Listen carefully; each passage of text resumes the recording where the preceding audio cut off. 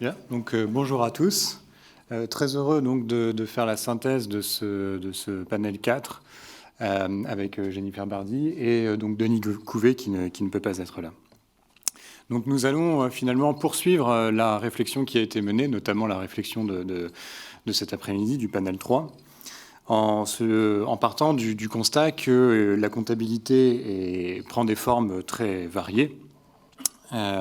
Et derrière se pose finalement la question de qu'est-ce que c'est fondamentalement la comptabilité? Quelle est son unité derrière toutes les différentes approches qu'on a vues jusqu'ici?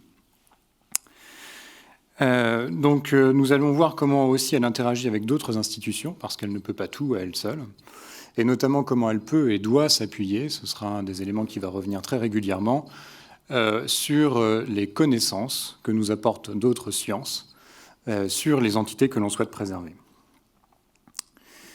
Nous proposons donc dans un premier temps de monter en abstraction pour décrire les fondements qui fondent la comptabilité, cet outil de structuration de la vie économique et sociale. Puis dans un deuxième temps, Jennifer montrera comment la comptabilité peut dialoguer avec le droit pour servir un nouveau projet de société.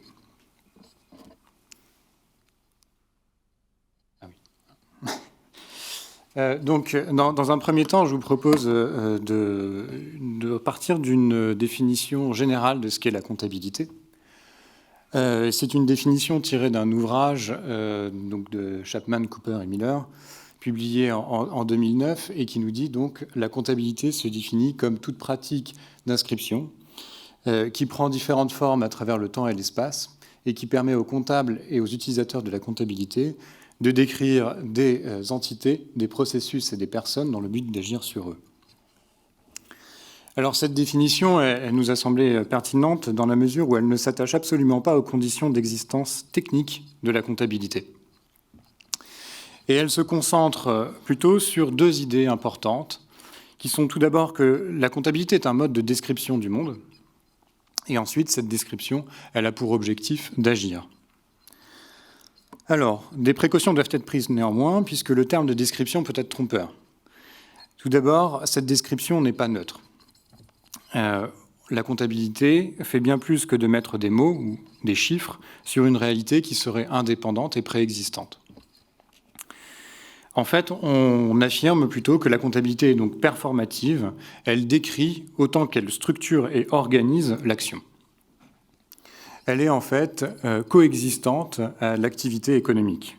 Donc l'une ne va pas sans l'autre, ou en tout cas l'une n'est pas première à l'autre. Ensuite, le fait que la comptabilité permette l'action est la raison pour laquelle on la retrouve comme une sorte de constante anthropologique.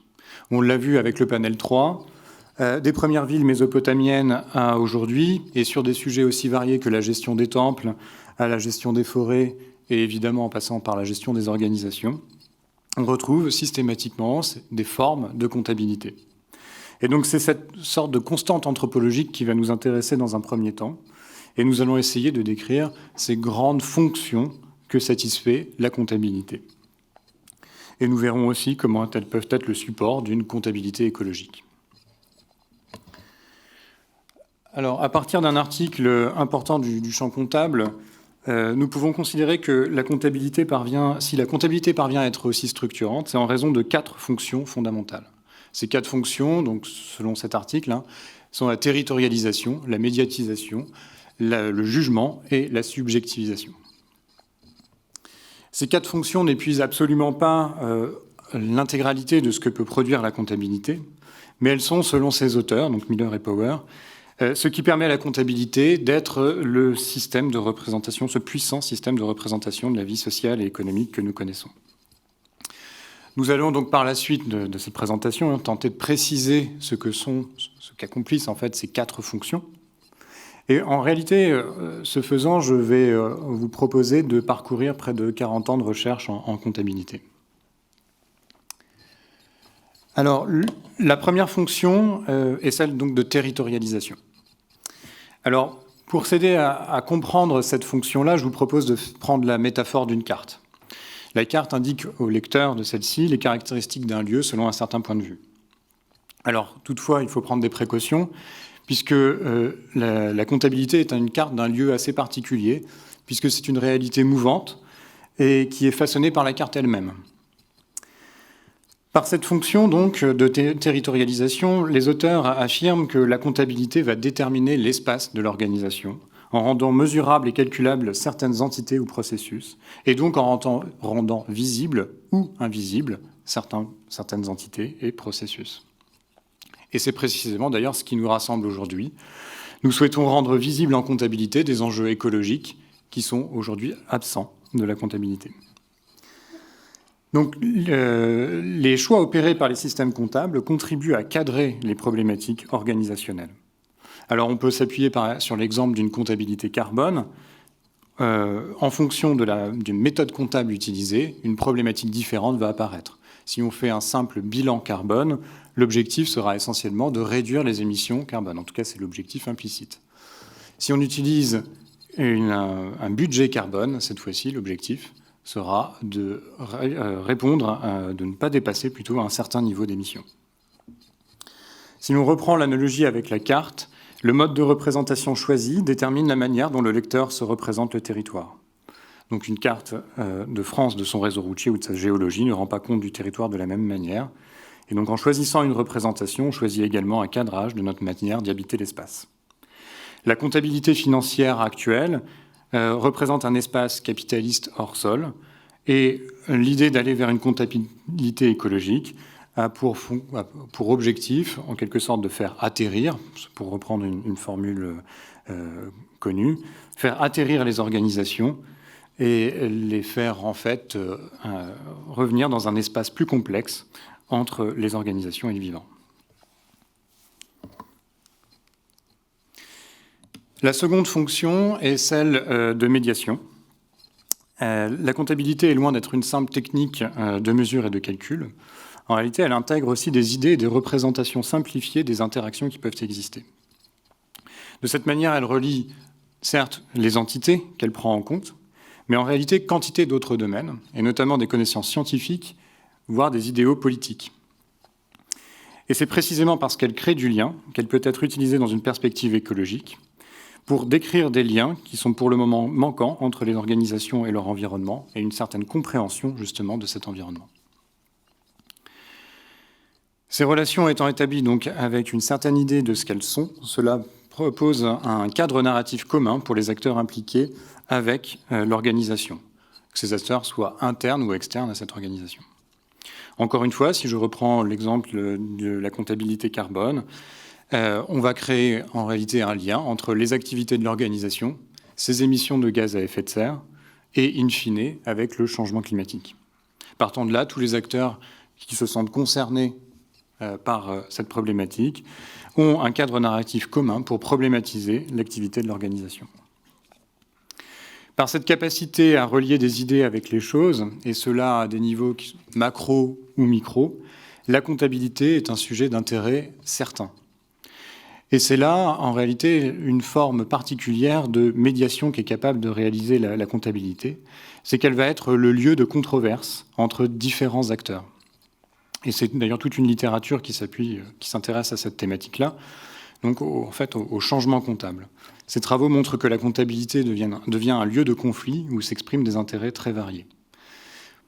La comptabilité socio-environnementale, qui n'est pas encore stabilisée, constitue un exemple assez typique de ces controverses. Et la nouvelle directive européenne, dont on a déjà discuté un petit peu au cours de la journée, a permis d'asseoir typiquement une certaine idée de la sélection des informations à reporter, qui s'adosse à une vision écologique. Donc on a eu, grâce à la compagnie Enescor, une belle vision de la double matérialité proposée par cette directive. Mais cette double matérialité fait l'objet de discussions, puisque de grands acteurs internationaux continuent à défendre une vision de la simple matérialité. La troisième fonction est celle de jugement. Alors c'est celle à laquelle on pense sans doute le plus spontanément lorsqu'on pense à la comptabilité moderne, puisque le fait de définir des territoires et des relations existe essentiellement dans l'objectif de pouvoir juger de la bonne gestion de l'organisation. Dans sa version la plus simple, cela passe par la comparaison des performances entre différentes organisations. Et donc c'est typiquement ce que va réaliser l'analyste financier. Il va proposer des recommandations sur la base de comparaison des performances. De manière plus sophistiquée, la comptabilité fournit également un cadre sur lequel un audit peut porter. Ainsi, lorsqu'on en demande des comptes à un responsable, et l'expression est intéressante sur ce point, on mobilise un système comptable pour s'assurer que les choses ont été faites correctement. D'autres systèmes peuvent être mobilisés, on pense notamment au contrôle interne, mais le contrôle interne est interne à l'organisation, là où la comptabilité a vocation à pouvoir renseigner des parties prenantes externes. En généralisant, on peut donc dire que la comptabilité organise d'une certaine façon la transparence des organisations. Enfin, et c'est sans doute peut-être l'aspect le moins évident, en tout cas le plus caché de la fonction de jugement, mais la comptabilité prescrit des règles de gestion. Elle constitue en fait ce qu'on peut appeler une infrastructure de jugement. Et typiquement, dans les systèmes de comptabilité actuels, une entreprise incapable de rembourser ses apporteurs de capitaux financiers apparaît comme étant en déficit. Elle est sanctionnée dans son compte de résultat. Et c'est cette capacité justement à prescrire des modes de gestion qui peut être employée pour engager une transition écologique. Enfin, la dernière fonction est donc celle de subjectivation. Il s'agit ici de reconnaître que la comptabilité suppose, tout autant que fait apparaître, une certaine idée du sujet et de la rationalisation de son activité. En fait, la comptabilité rend mesurable, calculable et comparable, on l'a déjà dit, la performance des individus, mais donc elle va structurer une certaine rationalité individuelle. Les individus qui font l'objet de la mesure deviennent quantifiables selon une certaine perspective. Et alors, on peut reprendre typiquement l'exemple de la comptabilité des jésuites qui avait été évoqué dans le panel 3. Et il est très clair que le mode de comptabilité prescrit en fait une certaine pratique. Cette mise en calcul de soi devient une forme de rationalisation et de discipline même des individus. Et c'est cette fonction qui permet d'imposer aujourd'hui une vision économiciste du monde aux individus. Et on peut tenter de détourner donc cette fonction pour véhiculer cette fois-ci une vision écologiste. Alors en contrepartie, la comptabilité part également du présupposé que les acteurs prennent des décisions rationnelles, mais là encore selon une perspective donnée. Et donc, à nouveau, étendre la comptabilité à des enjeux écologiques permet d'étendre également cette rationalité. Alors, ces 4 fonctions que nous venons de présenter sont au cœur donc, de ce qui fait, selon les auteurs Miller et Power, de la comptabilité un puissant dispositif de structuration de la vie économique et sociale. Alors, nous insistons sur ce point, la comptabilité est véritablement un dispositif fondamental à la vie sociale. Ce faisant, comprendre notre monde actuel ne peut faire l'économie d'une étude de la comptabilité. C'est d'ailleurs pleinement le sens de l'article sur lequel nous nous appuyons pour décrire ces fonctions. Et au terme de leur analyse, ils affirment « Les représentations et les mesures comptables sont simultanément des interventions puissantes qui façonnent les personnes, les pratiques et les organisations. La comptabilité est un mécanisme par lequel l'économicisation de la vie organisationnelle devient élaborée et institutionnalisée. » Donc on voit que les 4 fonctions que nous avons décrites sont aujourd'hui utilisées dans une certaine vision du monde qui amène une économicisation de la vie sociale. Mais par ailleurs, ce que ça implique, c'est qu'on ne peut pas considérer la comptabilité comme un simple résidu optionnel de la pensée économique ou juridique. Donc si aujourd'hui on est donc dans une économicisation par la comptabilité, la question se pose de l'écologie. On peut être tenté donc d'utiliser la comptabilité pour justement écologiser donc la vie économique. Mais donc voilà, il faut reconnaître la nécessité de passer par une réflexion sur la comptabilité, comme d'autres institutions par ailleurs. Donc il faut tout d'abord remettre en question la naturalisation de la pensée économiciste issue de la pensée libérale et néoclassique. Et nous l'avons vu avec le panel 2, cela ne va absolument pas de soi. Nombre de propositions aujourd'hui restent ancrées dans une lecture néoclassique des enjeux environnementaux et sociaux et donc ne changent pas radicalement finalement la vision qu'ils apportent. Alors, afin de pouvoir poursuivre notre enquête sur les fondements de la comptabilité, je vous propose de passer du quoi, donc les fonctions que nous venons de voir, au pourquoi. En nous intéressant aux fonctions anthropologiques de la comptabilité, nous avons quitté le domaine purement technique afin de décrire de manière générique ce qu'accomplit tout système comptable. Nous allons désormais monter en abstraction pour tenter cette fois-ci de décrire la portée de la connaissance produite par l'information comptable. Autrement dit, quelles sont les raisons premières qui poussent à mobiliser un tel dispositif. Pour comprendre la première dimension de la portée de l'information comptable, il est nécessaire de revenir sur le fait que le concept d'entreprise est purement artificiel. Ce n'est pas un phénomène spontané.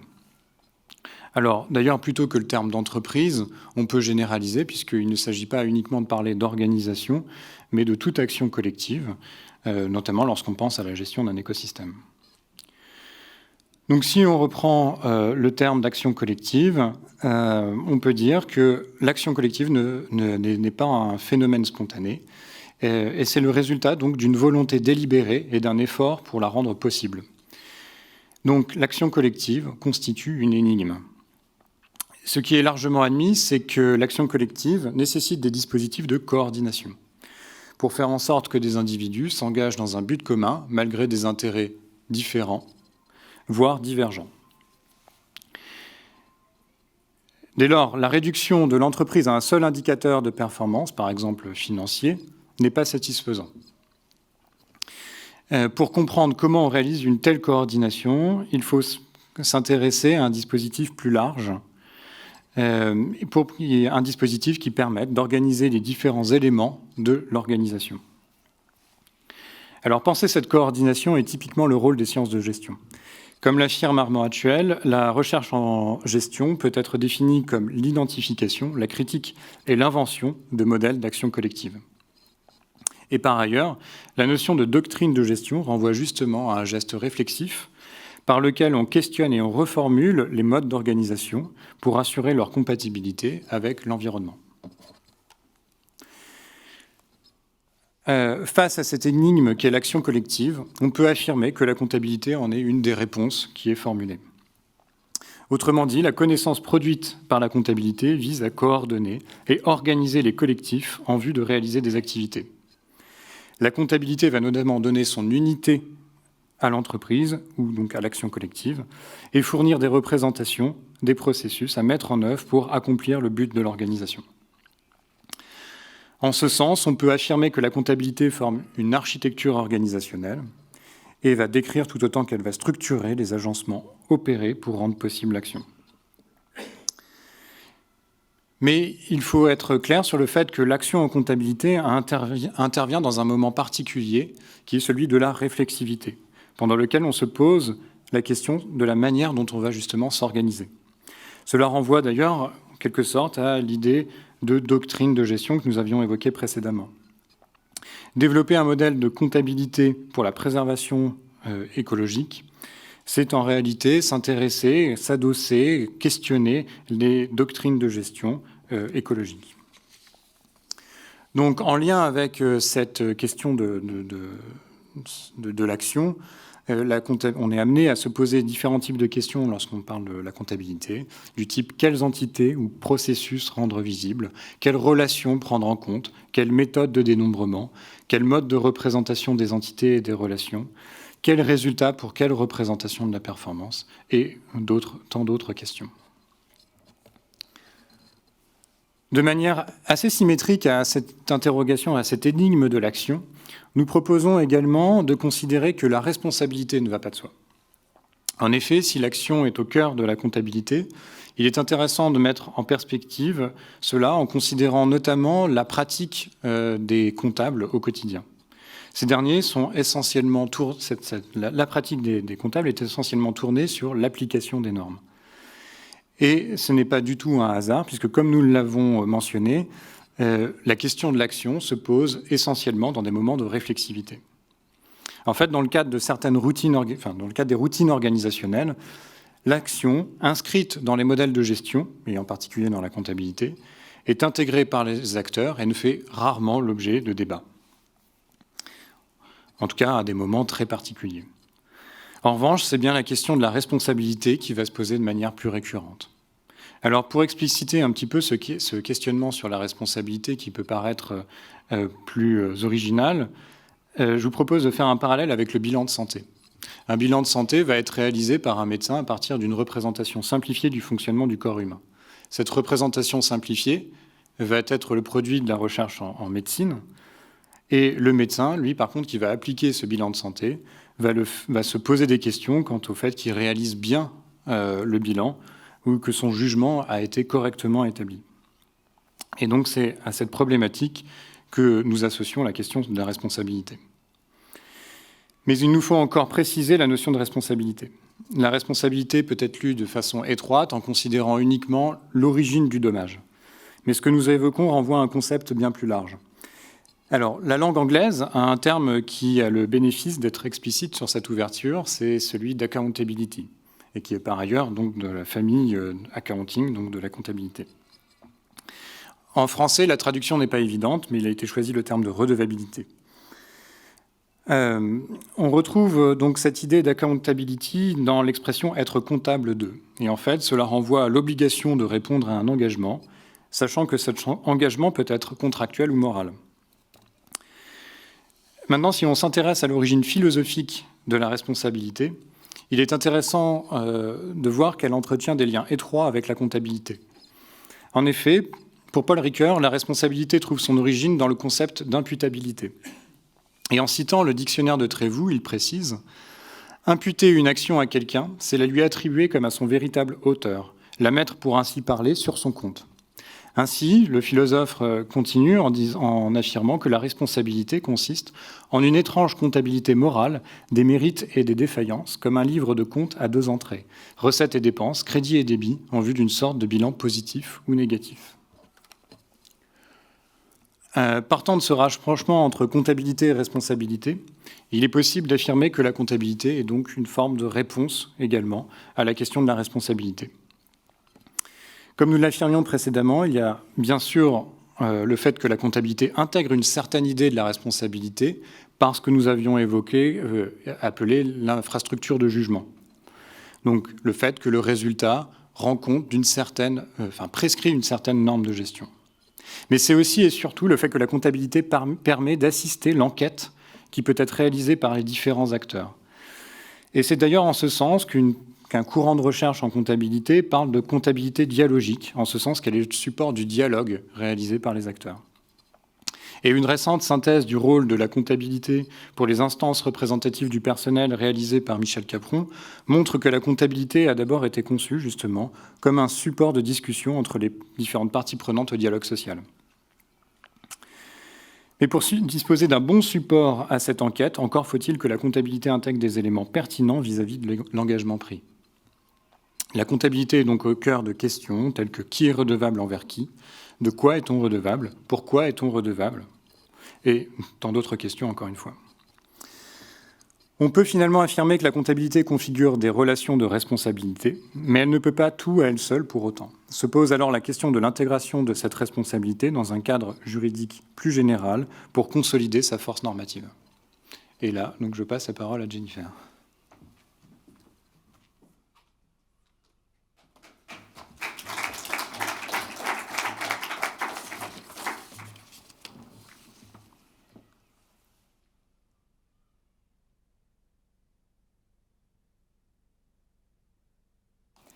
C'est bon, j'y suis, pardon, excusez-moi. Alors en droit, le degré de normativité le plus fort se rencontre avec la règle de droit. Alors la règle de droit, elle a 2 fonctions principales, et elles se font l'écho d'ailleurs de l'épistémologie comptable que tu évoquais, Clément. La règle de droit sert à la fois de modèle pour l'action, mais aussi de modèle pour juger. Alors en tant que modèle pour l'action, la règle apparaît comme un modèle à imiter. On insiste alors sur sa vocation à être reproduite, à être suivie, à inspirer. Elle apparaît comme un guide. J'avais oublié d'enclencher mon chrono, désolée. Elle apparaît donc comme un guide, une référence pour l'action.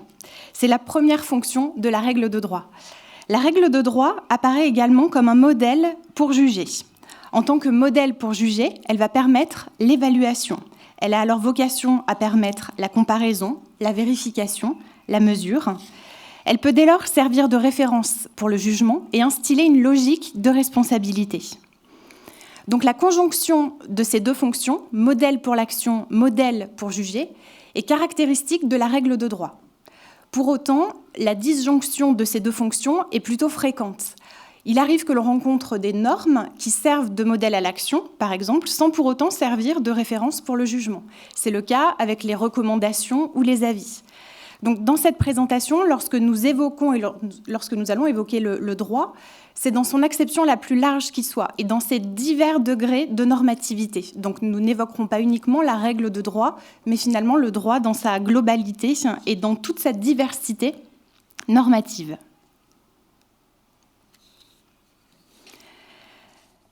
La question est donc la suivante. Comment le droit peut-il entrer en dialogue avec la comptabilité ? Le dialogue introduit la notion de réciprocité. Alors cette réciprocité sera examinée à la lumière de l'exigence d'écologisation par la comptabilité, telle que l'évoquait Clément, que nous traduirons ici par l'expression, pour des raisons de commodité, c'est plus simple à dire, de comptabilité écologique. Nous allons ainsi observer que le droit apparaît comme un appui à l'instauration d'une comptabilité écologique, mais le droit peut lui-même être questionné à la lumière de cette comptabilité écologique. Donc, premier point, tout d'abord, comment le droit pourrait-il servir d'appui à l'instauration d'une comptabilité écologique ? Donc, spontanément, par le couple droit-comptabilité, que l'on retrouve sous l'appellation de droit comptable. Alors pour autant, est-il encore pertinent aujourd'hui d'évoquer la notion de droit comptable ? Ce qui conduit à se poser la question, c'est un rapide parcours de la bibliographie en droit, puisqu'effectivement, on a des ouvrages alors de référence. Là, par exemple, donc vous avez l'ouvrage majeur le plus récent de 2020, chez les éditeurs de référence chez les juristes, LexisNexis, la comptabilité racontée aux juristes. Bon, alors certes, les premières leçons de l'ouvrage sont consacrées au droit comptable. Mais le droit comptable ne tient pas le haut de l'affiche en 2020 comme il pouvait le tenir en 2004 ou en 1998. On peut donc se poser les questions. Pourquoi finalement cette évolution et pourquoi cette utilisation, au moins en droit, par les juristes, moins fréquente de l'expression droit comptable ? L'expression apparaît en perte de vitesse et les raisons que l'on peut avancer sont à la fois formelles et substantielles. Sur un plan formel, c'est faire le constat finalement que la norme comptable est produite par les experts du chiffre, par ceux qui ont vocation à l'utiliser. Alors si on part de ce constat, effectivement, quand on étudie les sources du droit comptable, on s'aperçoit que c'est une branche du droit singulière puisque la loi y occupe quasiment aucune place. Elle est très peu présente. L'essentiel des dispositions des sources du droit comptable sont des dispositions de nature réglementaire, notamment avec les règlements de l'autorité des normes comptables pour le droit français. Donc c'est quand même une spécificité du droit comptable qui est à souligner par différence avec les autres branches du droit. Si l'on s'intéresse davantage à la substance de la norme comptable, qu'on essaie de rentrer dans la manière dont elle est construite, c'est là qu'on s'aperçoit véritablement de ce décrochage entre le droit et la comptabilité que l'on peut dater aux alentours de 2002, enfin précisément en 2002, avec l'adoption du règlement européen relatif à l'application des normes comptables internationales, qui a permis de faire entrer ces normes dans le paysage juridique européen et particulièrement le paysage juridique français, en soumettant les sociétés cotées à leur respect dans le cadre de la préparation de leurs comptes consolidés. Alors, ces normes, de surcroît, il faut noter aussi l'évolution de leur appellation. On est passé des normes comptables internationales aux normes internationales d'information financière. Cette évolution n'est pas neutre et a accentué ce décrochage du droit et de la comptabilité, puisque les normes comptables internationales véhicule une conception du patrimoine de l'entreprise qui est davantage économique et financière. Donc on s'éloigne des règles de droit et de leur fondement romano-germanique. Dans la manière de concevoir la comptabilité aussi, dans l'approche anglo-saxonne, on accorde justement une place assez importante à la pratique. Donc toutes ces raisons permettent finalement d'expliquer ce décrochage du droit et de la comptabilité. Et puis aussi, on commence à voir apparaître, en écho à tout ce qui a pu être dit jusqu'à présent, qu'il s'agit aussi, la comptabilité, de questions de représentation.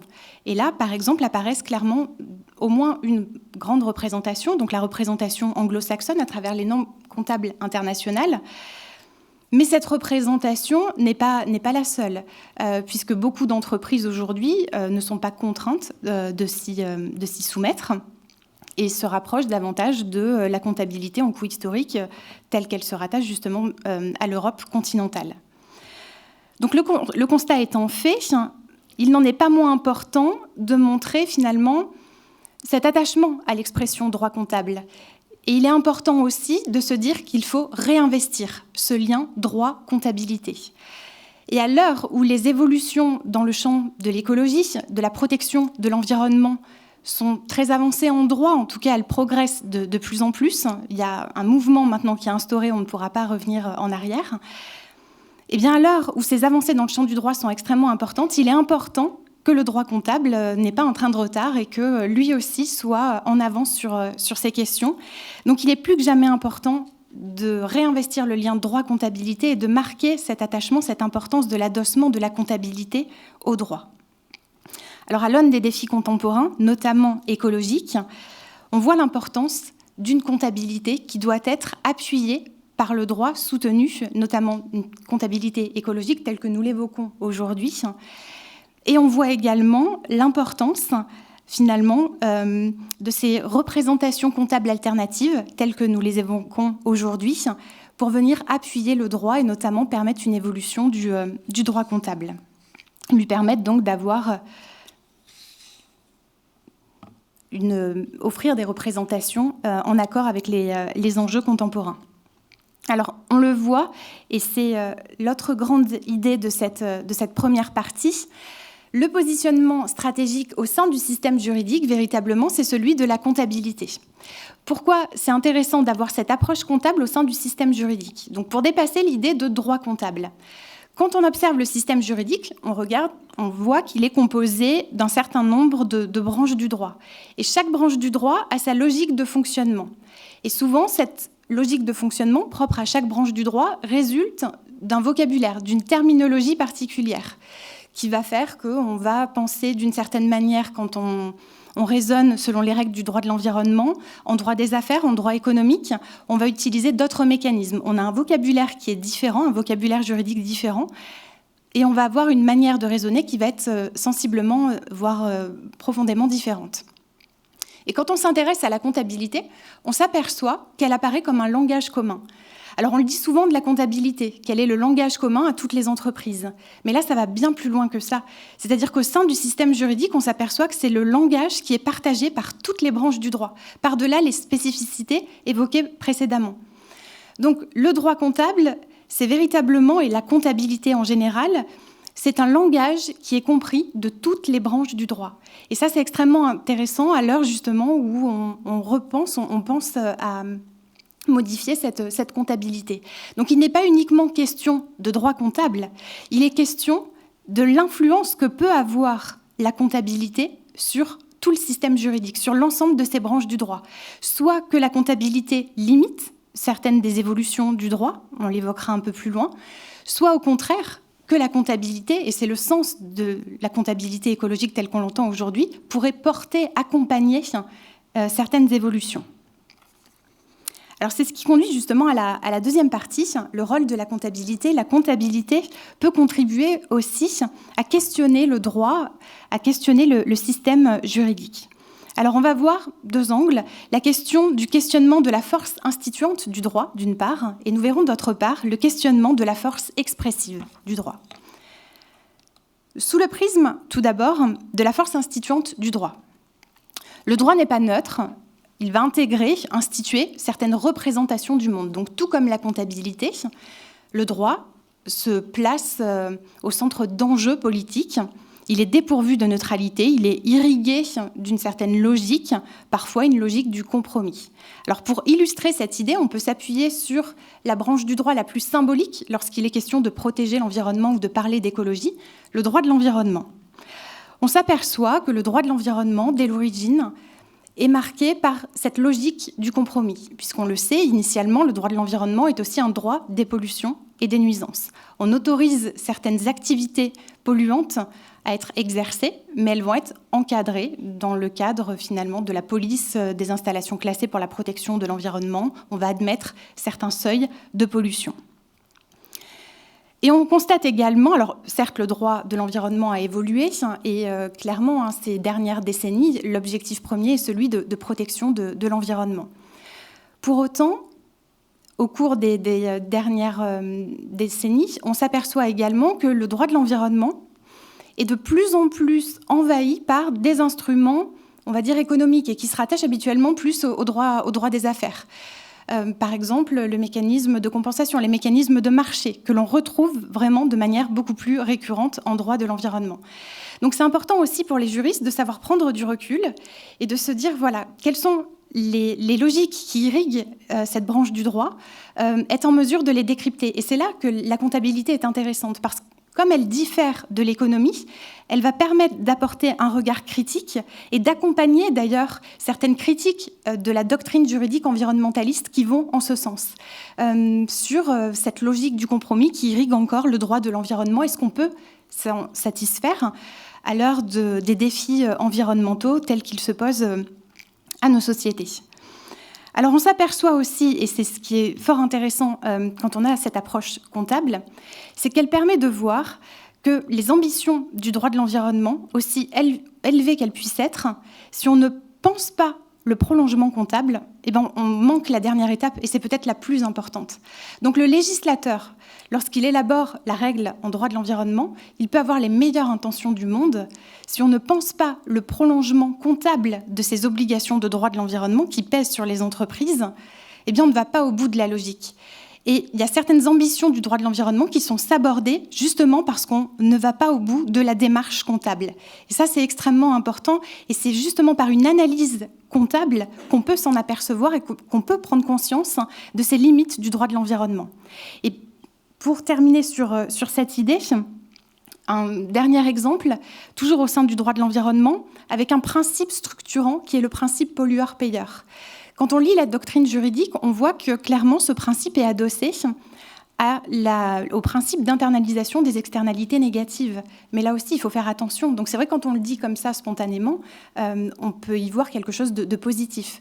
Mais quand on rentre justement dans la mécanique interne de l'entreprise, voir comment elle réceptionne et ce que ça signifie concrètement et comptablement d'internaliser des externalités négatives, on voit finalement les limites de ces concepts.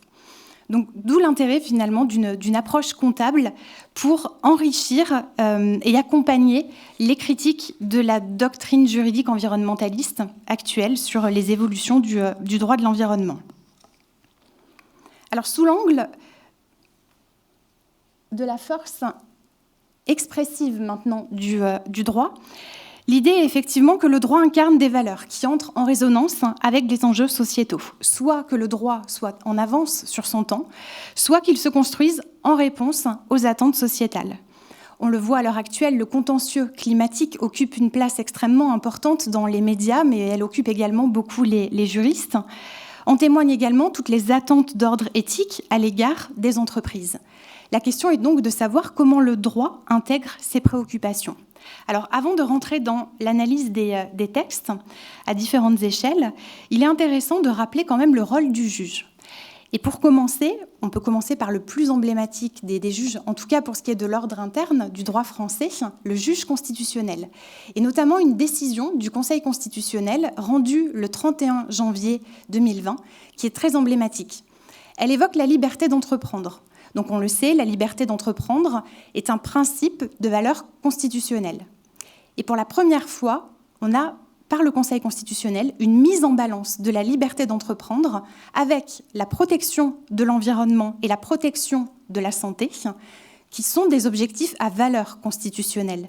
Donc on a cette mise en balance. Donc ça permet de voir effectivement toute la difficulté du droit qui est là pour arbitrer entre des intérêts divergents, et ça permet aussi de voir finalement l'intégration par le droit, et en l'occurrence par le juge, de ces préoccupations.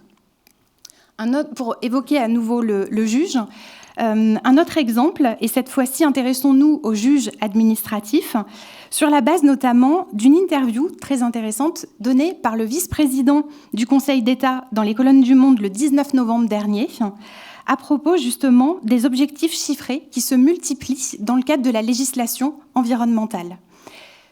Le vice-président du Conseil d'État, dans cette interview, fait remarquer que la loi s'inscrit pour intégrer ces enjeux de protection de l'environnement dans une optique à long terme. Et on a de plus en plus d'objectifs chiffrés. En témoigne par exemple la loi climat et résilience de 2021 qui introduit l'objectif zéro artificialisation nette. Et ce qui est intéressant, c'est que le vice-président du Conseil d'État souligne que cette modification de la loi, avec ces objectifs chiffrés qui sont introduits en son sein, permet de voir évoluer le rôle du juge administratif. Il n'est donc plus seulement le juge de la réalité de l'action publique, nous dit le vice-président, il devient également le juge de la crédibilité de l'action publique. Et là, ça devient intéressant. La question de la crédibilité de l'action publique, pour l'apprécier, mais tout comme pour apprécier d'ailleurs la crédibilité plus largement de tous les acteurs, qu'ils soient publics ou privés, se pose la question des coûts. Et on ne peut plus penser le droit sans penser la question des coûts. Le droit a-t-il les moyens de ses ambitions ? La question doit donc être posée, et ce, à chaque échelle. Alors on va le voir tout d'abord à l'échelle de l'entreprise. Alors à l'échelle de l'entreprise, on le sait, on a eu de grandes évolutions dans le champ du droit. Alors du droit des sociétés, il faut quand même le souligner, puisque le prisme d'entrée pour le législateur, lorsqu'il est question de réformer l'entreprise, ça va toujours être le droit des sociétés. Donc il est un petit peu étriqué finalement parce qu'il n'y a que cette marge de manœuvre qui est le droit des sociétés. Et la comptabilité a ceci d'intéressant qu'elle permet d'avoir un impact beaucoup plus large, pour reprendre le vocabulaire de mes collègues, et justement de toucher toutes les organisations et pas uniquement la société en tant qu'entité personne morale. Et c'est ce qui fait aussi tout l'intérêt d'une approche comptable qui permet d'aller bien plus loin que le seul droit des sociétés. Alors ceci étant rappelé, pour ce qui est du droit des sociétés, il a effectivement connu de grandes évolutions ces dernières années. En témoigne la loi de 2017 relative au devoir de vigilance des sociétés mères et des entreprises donneuses d'ordre, qui introduit l'obligation, à travers un plan de vigilance, d'identifier les risques et prévenir les atteintes graves envers les droits humains et les libertés fondamentales, la santé et la sécurité des personnes, ainsi que l'environnement, qui résultent des activités de la société, de celles des sociétés qu'elle contrôle, mais aussi des activités de ses sous-traitants ou fournisseurs. Et là, c'est intéressant parce qu'on voit que l'entreprise s'inscrit dans un environnement. Elle n'est pas seule. Et nous y reviendrons un petit peu plus loin. Toujours dans le champ du droit des sociétés, la loi Pacte, bien évidemment, la loi Pacte du 22 mai 2019, qui permet de voir apparaître un alinéa 2 à l'article 1833 du Code civil. La société est gérée dans son intérêt social en prenant en considération les enjeux sociaux et environnementaux de son activité. L'article 1835, lui, prévoit que les statuts peuvent préciser une raison d'être, constituer des principes dont la société se dote et pour le respect desquels elle entend affecter des moyens dans la réalisation de son activité. C'est intéressant par rapport à la question des ambitions et des moyens du droit, quand on lit l'article 1835 concernant la raison d'être. On voit qu'il y a cette mise en balance entre, d'un côté, les principes dont la société se dote, et de l'autre, la question des moyens. Et c'est là justement qu'on va pouvoir introduire la question de la comptabilité, en se disant que toutes ces évolutions dans le champ du droit des sociétés sont extrêmement importantes et intéressantes parce que justement, elles traduisent une prise de conscience qui est absolument indispensable. Pour autant, ce n'est pas suffisant. Il faut là encore être capable de passer à l'étape d'après en pensant le prolongement comptable et en entrant dans l'architecture interne des entreprises, c'est-à-dire penser l'action sur le bilan et le compte de résultats. Et ça, c'est assez déterminant parce que tant qu'on ne va pas au bout de cette démarche, eh bien, on reste finalement dans une appréciation qui est celle du rapportage, alors en matière de durabilité ou rapportage extra-financier, mais on n'entre pas véritablement dans l'architecture interne de l'entreprise, dans son ADN, et donc on ne peut pas toucher à son modèle d'affaires. Donc c'est important de franchir cette étape supplémentaire. Alors, évoquer le prolongement comptable de ces obligations du droit des sociétés, c'est donc accompagner finalement ces évolutions du droit des sociétés en allant plus loin. Et c'est aussi lier les attentes d'ordre éthique envers l'entreprise et la question de sa rentabilité, puisqu'il est question de ça ici, les valeurs exprimées par le droit, les attentes d'ordre éthique exprimées par la société à l'égard de l'entreprise. Et là, on peut prendre l'exemple d'un débat très récent concernant la taxation des superprofits. C'est vrai que la réponse juridique apportée, historiquement, elle a toujours été fiscale. Pour taxer donc, les profiteurs de guerre, de crise, on apporte la solution fiscale. Alors oui, on peut repenser la fiscalité, mais sur des bases comptables revues, finalement. Et donc, si on veut revoir, si on a un problème d'ordre éthique avec la manière dont les entreprises font leurs profits, eh bien, c'est la comptabilité qui est en mesure de répondre à ces questions de profitabilité et de rentabilité. Donc, c'est vraiment important de prendre la mesure qu'il faut se saisir juridiquement aussi de la question sous l'angle comptable dans les réponses que l'on souhaite apporter. Et après, effectivement, on va pouvoir penser la fiscalité, mais sur ces bases comptables en concordance avec les objectifs de notre temps et les objectifs que le droit se fixe dorénavant. Alors, il est important également de préciser dans cette idée que c'est dépasser justement donc, le rapportage extra-financier, le rapportage en matière de durabilité, et de se dire qu'on va dépasser le simple champ donc, de la RSE, la fameuse RSE. Alors la notion de RSE, d'ailleurs, on a vu ses limites, et c'est une notion qui tente à être supplantée par celle de RTE pour la responsabilité territoriale de l'entreprise. Et là, ça devient intéressant aussi, parce que dans cette idée de repenser l'entreprise, eh bien, on voit que l'entreprise n'est pas seule et qu'elle s'inscrit au sein d'un territoire, au sein d'un écosystème.